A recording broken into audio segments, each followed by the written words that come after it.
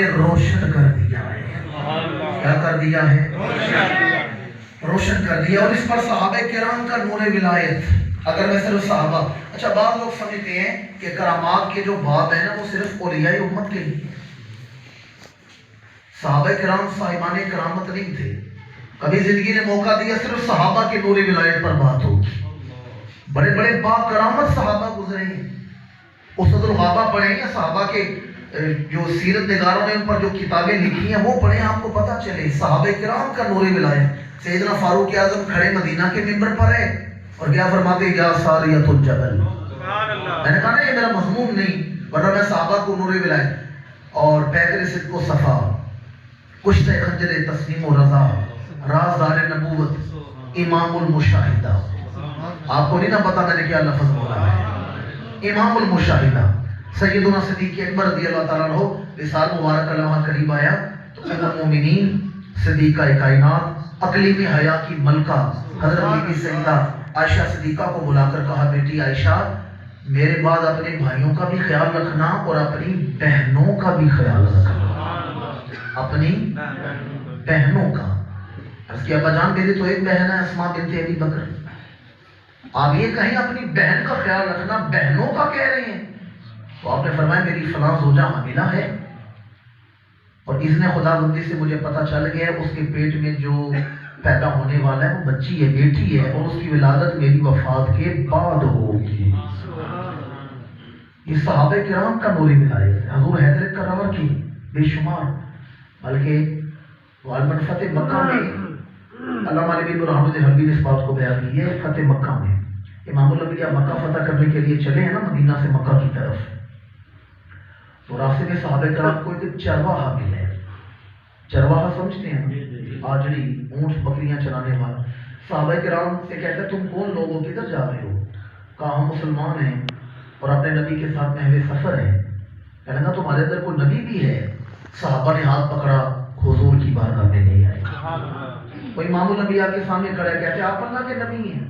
فرمایا ہاں میں اللہ کا نبی ہوں. کہتے اگر آپ اللہ کے نبی ہیں تو مجھے بتائیں میری اونٹنی حاملہ ہے، گابن ہے، حاملہ ہے.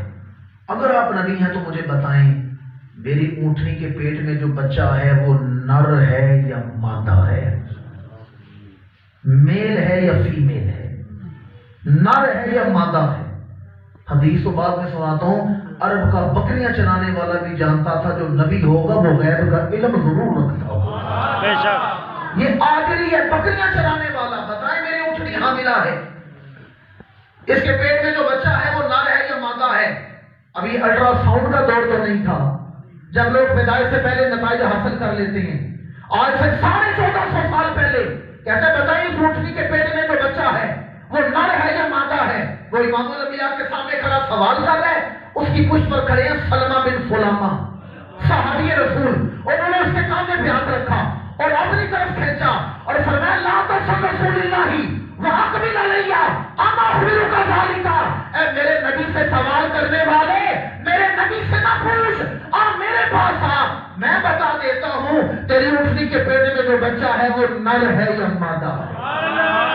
یہ نور ولایت اللہ نے صحابہ کو بھی عطا کر رکھا. اس سے آگے بڑھیں تو سراج الامہ، امام الائمہ فی الفقہ، امام الائمہ فی الحدیث، حضرت امام اعظم ابو حنیفہ رحمۃ اللہ تعالی. امام اعظم ابو حنیفہ رحمۃ اللہ تعالی علیہ آپ اپنے شاگردوں کے ساتھ نماز پڑھنے کے لیے مسجد کی طرف آ رہے ہیں تو مسجد کی نالی سے وضو کا پانی باہر آ رہا تھا. اندر نمازی وضو کر رہے تھے، پانی باہر آ رہا تھا. آپ نے اپنے شاگردوں سے فرمایا میں وضو کا پانی دیکھ کے بتا سکتا ہوں اندر وضو کون کر رہا ہے. میں یہ پانی دیکھ کے بتا سکتا ہوں اندر وضو کون کر رہا ہے. اور اس سے آگے بڑھ کے سنیں، آپ نے حدیث سن رکھی ہے بندہ جب وضو کرتا ہے تو جسم کے گناہ دھل جاتے ہیں. ایسے ہی ہے نا. امام اعظم نے فرمایا میں یہ بھی بتا سکتا ہوں کہ وضو کا پانی اس کے جسم کے کون کون سے گناہ دھو کے لا رہا ہے. سبحان اللہ. مجھے ایمان سے بتائیں یہ شان ہے خدمت گاروں کی، سردار کا عالم. اچھا یہ کرامت ہے، ٹھیک ہے بڑی اچھی کرامت ہے، پر اس کے آگے ایک اور بات نہ سنا دوں آپ کو. سبحان اللہ. فخر کریں گے اپنے اسلاف پر، بزرگان دین پر. امام اعظم نے دعا مانگی परवरदिगार तूने मुझे ये इल्म अता की है कि मैं वजू का पानी देख कर लोगों के गुनाह देख लेता हूँ, परवरदिगार ये शान मुझसे वापस ले करामतों से वापस ले ली गई थी। पता है क्यों ये दुआ मांगी थी? परवरदिगार मैं तेरे बंदों के ऐबों का गवाह नहीं बनना चाहता। इस बात की हमें क्या समझ लगे, हम तो कोशिश करके अगले के ऐब जोई करते हैं, ऐब तलाश करते हैं। हम तो कोशिश करते हैं मुझे फलां बंदे की बात पता चले फिर मैं पूरे गांव में उसे फैलाऊं। और आज का तो सोशल मीडिया, कोई ऐसी बात, कोई जो है वो अखलाक बाख्ता बात, किसी की कोई ऐब नजर आ ही जाता है ना, कोई वीडियो बन ही जाती है, ऐसे उसे वायरल करते हैं। पर हम उन बुजुर्गों के मानने वाले हैं जिन्होंने ऐसा किया था, परवरदिगार की शान मुझसे वापस ले ले, मैं तेरे बंदों के ऐबों का गवाह नहीं बनना चाहता। मेरे मिल्लत के बादशाह और मुसलमानों, सहाबे किराम को अल्लाह ने इंशराह सदर अता फरमाया, उन्हें नूर विलायत अता फरमाया। अकाबिरीन उम्मत को और आइम्मा मुज्तहिदीन को ये अल्लाह ने इल्म अता फरमाया। इंशराह सदर क्या है? अब तक तो मैंने यही बताया ना कि जिसे इंशराह सदर मिल जाए उसे हिदायत भी मिल जाती है और उसे मकाम नूर मिल जाता है। आप कहेंगे इंशराह सदर क्या है? इंशराह का मतलब है खुल जाना। आपने पढ़ा होगा कि शरह का मतलब है खोलना। जैसे कुरान मजीद में अलम नशरह लका सदरक, अल्लाह फरमाता है महबूब हमने आपकी खातिर आपका सीना खोल नहीं दिया। तो शरह का मतलब है खुल जाना। शरह का मतलब क्या है? खुल जाना, बंदे का सीना खुल जाए। इसकी तफसीर में कुरान मजीद सूरह अल इनाम की आयत नंबर 125 का इब्तदाई हिस्सा मैंने तिलावत की है। इसकी तफसीर में तमाम मुफस्सिरीन एक रवायत लेकर आए हैं जिसे जो मुस्नद इमाम अहमद बिन हंबल में है और इमाम हाकिम के अल-मुस्तदरक में है। सहाबा किराम हजूर की बारगाह में हाजिर थे। इमामुल अंबिया ने जब इंशराह सदर का जिक्र किया तो पूछा, या रसूल अल्लाह ये इंशराह सदर है क्या चीज? ये इंशराह सदर क्या है? तो इमामुल अंबिया ने फरमाया, इन्न नूरा इज़ा कुज़िफ़ फी क़ल्बिही वंशरहा। फरमाया ये एक नूर है जिसे अल्लाह अपने बंदा मोमिन के दिल में डाल देता है। ये एक नूर है जिसे अल्लाह अपने बंदा मोमिन के दिल में अब अगला सवाल साहबा का सुने, या रसूलल्लाह ठीक है वो एक नूर है जो दिल में आ जाता है, लेकिन उसकी निशानी क्या है? आगे को निशानी भी तो होगी ना उसकी कि इसके दिल में नूर आ गया है। तो हुजूर ने 3 निशानियां बयान की। कितनी निशानी है? 3 निशानियां। और मैं पहली निशानी ये है कि जिसके दिल में इंशराह सदर का नूर आ जाए, इंशराह सदर नसीब हो जाए, फरमाया वो बंदा दुनिया से दूर हो जाता है, अल्लाह के करीब हो जाता है। ये उसकी पहली निशानी है। दूसरी निशानी फरमाया फिर वो बंदा कसरत से मौत को याद करना शुरू कर देता है, वो मौत की तैयारी में लग जाता है। और इस पर मैं कहता हूं ये लास्ट टाइम आखिरी दफा जो ज़लज़ला आया ना, उस वक्त मैं गुफ्तगू कर रहा था मंगला के करीब एक जगह थी भी हम पहाड़ी पर महफिल थी। वो जब ज़लज़ला आया तो मैं गुफ्तगू तकरीर कर रहा था, तो लोग पहले उठ के डरे हैं तो फिर बैठ गए। मैंने कहा मुझे बताइए पहाड़ है, डर के कहाँ भागेंगे? रहना तो हमने पहाड़ पे ही, बुलंदी पर वो इलाका था और बहुत बड़ा वहाँ प्रोग्राम हो रहा था। तो मुझे बाज़ लोगों ने, तो मैंने फिर वो बाद में जाकर उसी दिन मैंने मीरपुर जाना था, तो मैंने वहाँ हालात देखे जो हालिया ज़लज़ला मीरपुर के करीब आया था, जाफना के करीब, मेरा इदारा मस्जिद करीब ही होता है। मैंने वहाँ के हालात देखे तो मैं इस नतीजे पर पहुंचा हूँ कि हम समझते हैं जिंदगी सब कुछ है, नहीं, जिंदगी दूर है, मौत करीब है। जिंदगी बड़ी दूर है और सुबह से शाम तक आपको भी मेरी बात समझ नहीं आएगी। घर जाएं, सोने से पहले आज मेरी गुजारिश पर काम जरूर करें, अगले दिन के मामूलात देखें। मुझे भी पता है कल मैंने कहाँ महफिलों में जाना है, मेरे क्या मसरूफियत है, आपकी भी है। किसी ने दुकान खोलनी है, किसी ने कारोबार पे जाना है, किसी ने ससुराल जाना है, किसी ने बरादरी में जाना है, किसी ने वलीमे पे जाना है, किसी ने चेलम में जाना है। यही प्रोग्राम है ना सारे हमारे। सुबह से शाम तक के अगले दिन के सारे मामूलात देखें, मैंने ये भी करना है, ये भी करना है, ये भी करना है, ये भी करना है। और फिर गौर करें अपने सारे प्रोग्रामों में हमने मौत को तो शामिल ही कोई नहीं किया, कभी हमने मौत को शामिल नहीं किया। मुझे हुस्ने ज़न्न है, आपके दिल में अच्छी नीयत होगी, आपके दिल में नीयत होगी ना, अल्लाह मुझे तौफीक देगा, अगले साल मैं हज करूंगा। नीयत तो कर लेना, ख्वाहिश तो है ना। वो हज साल बाद है, मौत सामने खड़ी है। کسی کے دل میں پروگرام ہوگا میرا فلاں پلاٹ ہے، میں نے وہاں مکان شروع کرنا ہے، وہ پلاٹ دور ہے، وہ بعد میں بنتا ہے یا نہیں بنتا، موت پہلے سامنے کھڑی ہے۔ میں نے کاروبار پہ جانا ہے، فلاں کام کرنے ہیں، میں اپنی بات کروں، میں نے فلاں جلسے میں جانا ہے، فلاں جگہ میں نے بیان کرنا ہے، وہ بعد کا ہے، موت سامنے کھڑی ہے۔ ہمیں موت کی فکر ہی کوئی نہیں ہے، موت کی ذرا بھی تیاری نہیں۔ امام اعظم کا میں نے ذکر کیا، امام اعظم سے کسی نے پوچھا امام اعظم موت ہے کیا؟ بڑی توجہ کا طالب ہوں، فلسفہ موت امام اعظم سے پوچھا گیا، امام نے مسکرا کے فرمایا موت نہ دکھ ہے، نہ خوشی ہے، نہ غم ہے، نہ پریشانی ہے، نہ دکھ ہے، نہ خوشی ہے، نہ غم ہے یا پریشانی ہے۔ پوچھا کہ امام پھر موت ہے کیا؟ فرمایا موت تو حقیقت کے اظہار کا نام ہے، حقیقت کے اظہار کا نام ہے۔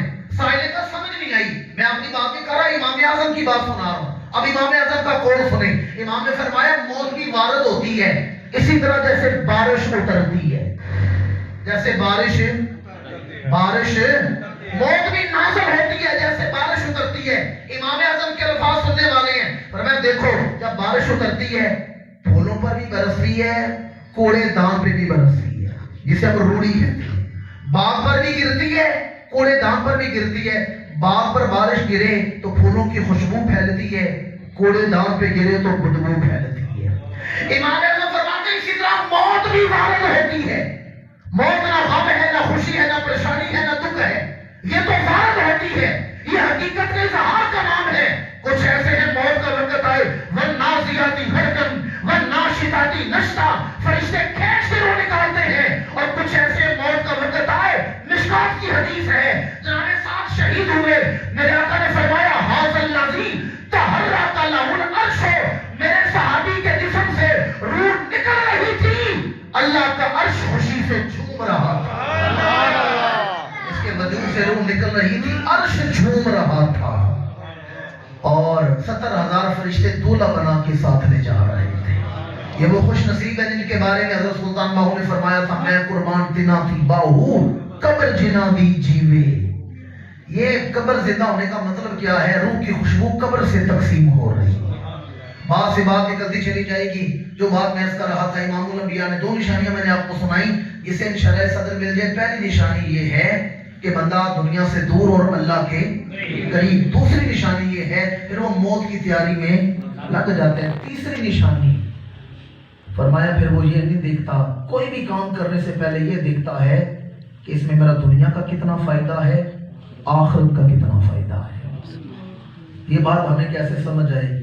جنہوں نے کاروبار زندگی چلا رکھا ہے، ہم تو سوچتے ہیں فلاں چیز اتنے میں آئی ہے اتنے میں بیچنی ہے، فلاں کام اتنے میں پلاٹ لیا تھا اتنے کا بیچنا ہے، گاڑی میں نے اتنے کی لی تھی اتنے کی بیچنی ہے، حساب کتاب کرتے ہیں نا، ہم دنیا کا فائدہ دیکھتے ہیں۔ اس لیے امام الانبیاء نے فرمایا جسے انشراح صدر کا نور مل جائے پھر وہ دنیا کا فائدہ نہیں دیکھتا، آخرت کا فائدہ دیکھتا ہے۔ ایک دن امام الانبیاء کی بارگاہ میں قافلہ آیا، اور حضور کا معمول تھا کوئی بھی قافلہ آتا تو امام الانبیاء 3 دن انہیں اپنے پاس مہمان رکھتے تھے۔ کتنے دن؟ 3 دن وہ مدینہ منورہ میں رہتے، صحابہ کرام کے معمولات دیکھتے اور صبح و شام ان کے ساتھ گزارتے، ابتدائی حلال حرام کے مسائل سیکھتے، اور اکثر اوقات امام الانبیاء ان کے ساتھ کوئی مبلغ بھی بھیج دیتے تھے۔ یمن سے قافلہ آیا، 3 دن حضور کے پاس ٹھہرا، 3 دن کے بعد جب وہ قافلہ جانے لگا تو امام الانبیاء کا معمول تھا حضور قافلے والوں کو مدینہ شریف کی سوغات عطا کرتے تھے، کھجوریں، چادریں، تحفے دیتے تھے۔ تو امام الانبیاء نے سب کو تحفے دیے۔ جب سارے قافلے والے تحفے دے چکے تو امام الانبیاء نے فرمایا تم میں کوئی رہ تو نہیں گیا؟ انہوں نے کہا رسول اللہ صاحب نے تحفے لے لیے ہیں لیکن ہمارا ایک نوجوان تھا اسے ہم نے مدینہ کے سواریوں اور سامان کے پاس بٹھا رکھا ہے، ہم اپنا بندہ بھیجتے ہیں اسے بلا دیں۔